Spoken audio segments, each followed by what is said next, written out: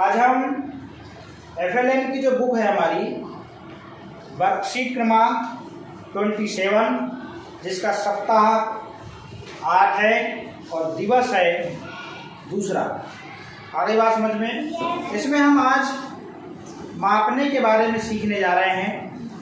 तो मापने के लिए जिस जिस वस्तुओं का इस्तेमाल होता है अलग अलग चीज़ों के लिए, सबसे पहले हम उनको जानते हैं कि वो हैं क्या। ठीक है, सबसे पहले हम बुक में देख रहे हैं कि यहाँ पर एक पीला कलर का टेप बना हुआ है। देख रहे हैं आप अभी इधर देखिए, आपके बुक में देखिए, मैं यहाँ से दिखा भी रहा हूँ। यहाँ पे आप पीला टेप देख रहे हैं। ठीक है, ये टेप आपने कभी अपने मम्मी या अपने पापा के साथ में, यदि आप टेलर के यहाँ गए होंगे तो आपने इस टेप को जरूर देखा होगा, या फिर अब कभी आपका जाना टेलर के यहाँ होए तो जरूर देखिएगा, आपको ये वाला पीला वाला टेप देखने को मिलेगा। आगे बात समझ में। इस टेप से कपड़ों का नाप लिया जाता है। तो हर एक वस्तु को मापने के लिए हर एक मापन निश्चित है। हमारी बात समझ में। इस टेलर के टेप से आप सब्जी भाजी नहीं माप सकते। सब्जी भाजी मापने के लिए अलग मापन है। हमारी बात समझ में। हाँ, ध्यान दीजिएगा। तो ये वाला टेप आपने टेलर के तो गले में देखेंगे या फिर आप उसके चेयर वेयर में टंगा हुआ देखेंगे, तो इससे कपड़ा नापा जाता है। आगे बात समझ में। अब हम बात करते हैं किसकी, ये घड़ी की। तो घड़ी हमें क्या बताता है, ये समय को मापता है कि अभी इतना बजा है, या इतने बजे में इतने मिनट कम है, या इतने बजने में अभी इतने मिनट कम है, या इतने बजकर इतने मिनट हो गए। तो ये समय को मापने के लिए इस घड़ी का यूज किया जाता है। क्या समय को मापने के लिए टेलर का टेप यूज कर सकते हैं क्या? नहीं। मतलब हर एक विषय वस्तु के लिए अलग अलग मापन बना हुआ है। तो कपड़े को मापने की बात करी जाए तो टेलर का टेप यूज किया जाए। यदि समय को मापने की बात करी जाए तो कैसे? घड़ी से मापेंगे। कैसे? घड़ी से। दूसरी चीज, आपने स्कूल में या आपके कंपास बॉक्स में इस स्केल का भी यूज देखा। टेप स्केल देखा। इस स्केल से आप क्या क्या माप सकते हैं?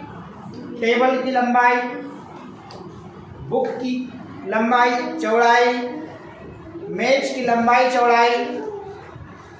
आ रही बात समझ में। ये सब चीजों को आप इस स्केल से माप सकते हैं। जो स्केल से थोड़ी बड़ी हो या स्केल से थोड़ी छोटी हो, ऐसी वस्तुओं को स्केल से मापा जाता है। जो स्केल हमारे स्कूल में भी होता है, ये। आगे बात समझ में।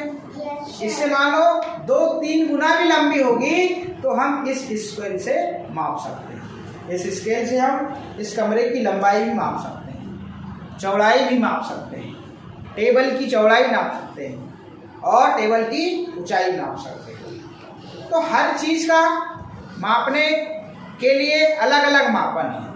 अब इस स्केल से क्या हम कपड़े का नाप ले सकते हैं क्या?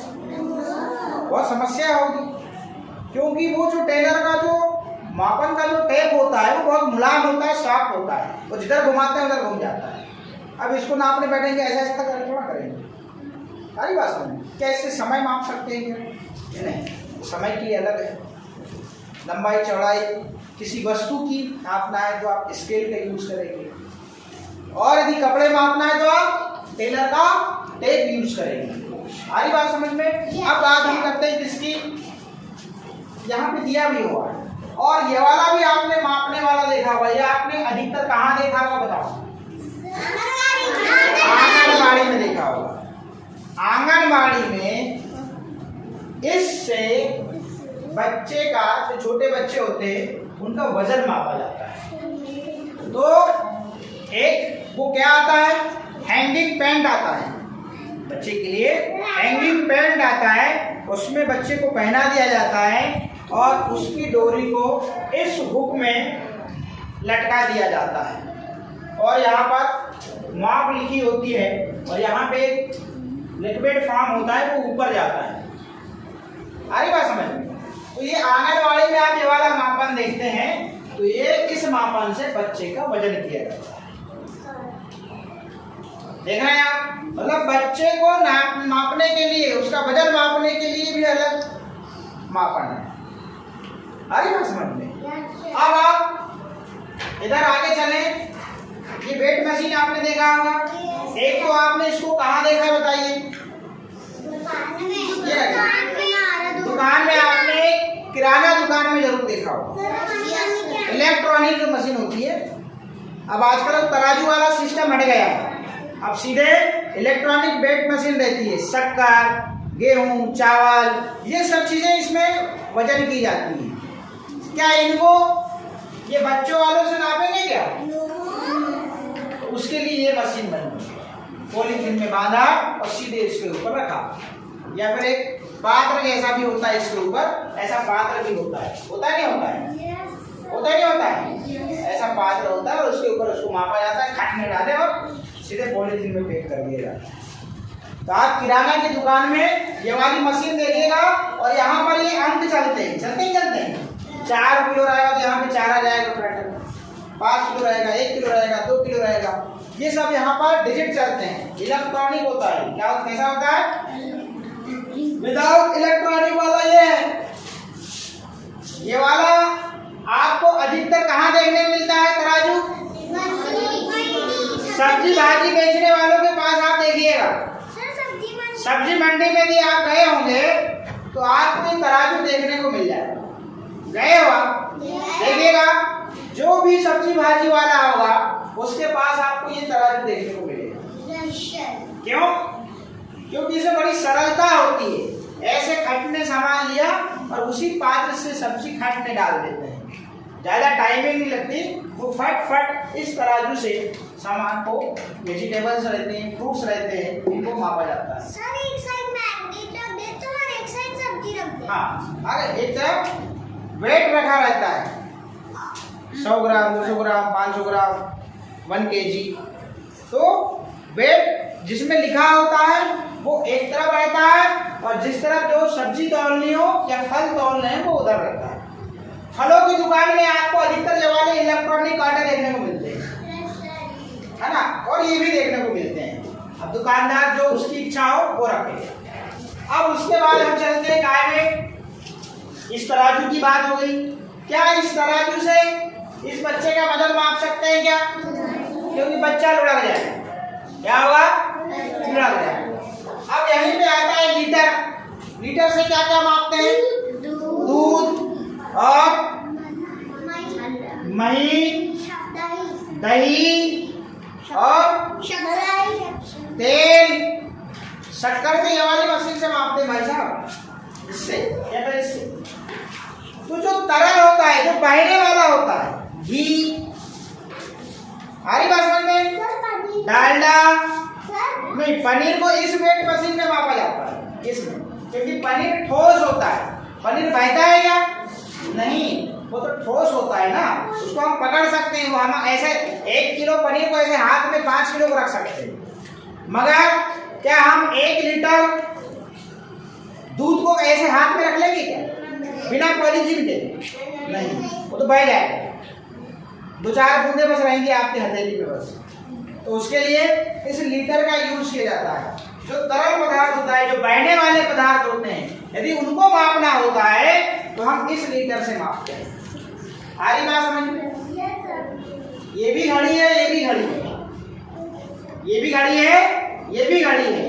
इस घड़ी का यूज अलार्म के लिए, जब हमें जागना होता है या हमें सुबह जगना होता है तो इसमें अलार्म सेट कर दिया जाता है।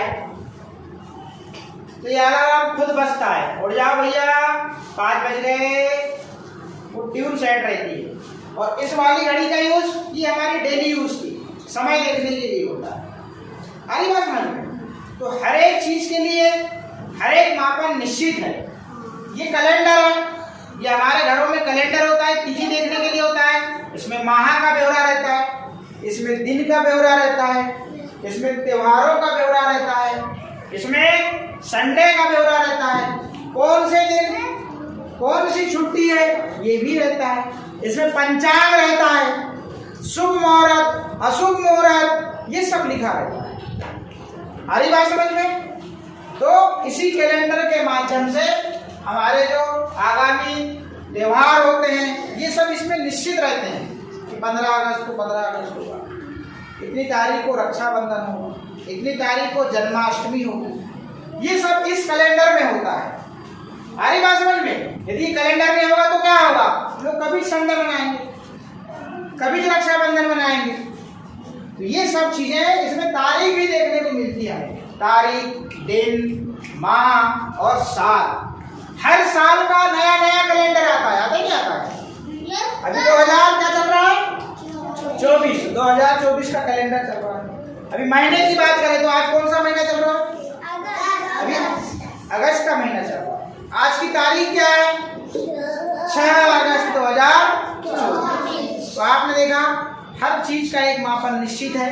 यदि हमको दिन, समय, माह, तिथि, शुभ अशुभ मुहूर्त देखना हो, पंचांग देखना हो तो हम कैलेंडर का यूज करते हैं। क्या ये पंचांग देखना हो तो क्या हम ये घड़ी का यूज कर लेंगे? क्या कर लेंगे? क्या बताओ ना। पता लगे दूध नापना हो तो क्या हम ये इससे नाप लेंगे? क्या बताओ, कभी देखा है आपने तराजू में दूध नापते देखा है? क्या देखा है? अब हम वर्कशीट में आएंगे। क्या में आएंगे? वर्कशीट में आएंगे। बात सबको समझ में आ गई? चलिए अब हम वर्कशीट करते हैं।